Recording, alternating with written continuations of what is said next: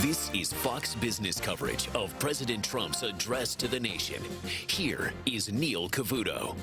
Well, of course, he has spoken to the nation before, but never with this venue, the Oval Office. A first for this president who's been in office for almost 2 years now.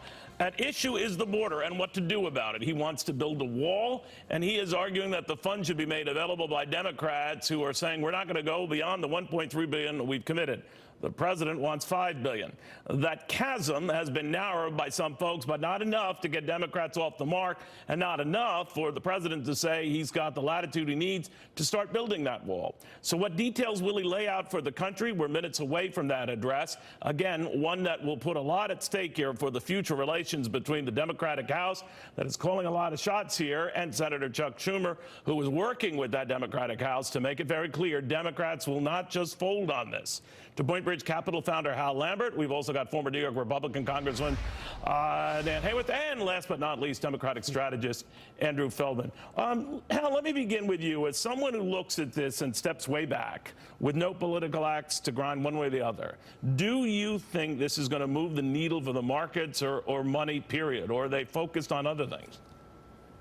Well, look, President Trump was forced into this tonight to go directly to the American people over national security. I mean, it's pretty amazing that that's something that we have to go to the American people about. That's the main job of the federal government. And that's what Nancy Pelosi and Chuck Schumer are determined to stop him from fulfilling that campaign promise.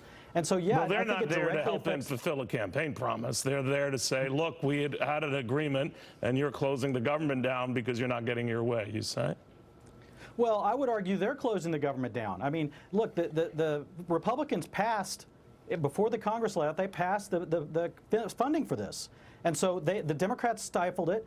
Chuck Schumer wouldn't let it be voted on. And yet he voted for the Secure Fence Act in 2006, along with Barack Obama, and so did Joe Biden. They all voted for the No, you're right. in There's been a lot of 2006. flip-flopping going around. Andrew, I'm just wondering what is the middle ground on this. If the president says this is not about a national emergency, in other words, he doesn't push that to start building the wall himself, we just don't know for sure. We will in a few minutes. Then what are the alternatives to bridge this gap that I said is not being bridged and has a government shutdown very close to being a record? Sure, but I think that the president should go back to the deal he first agreed to that the House passed earlier this week, Neil.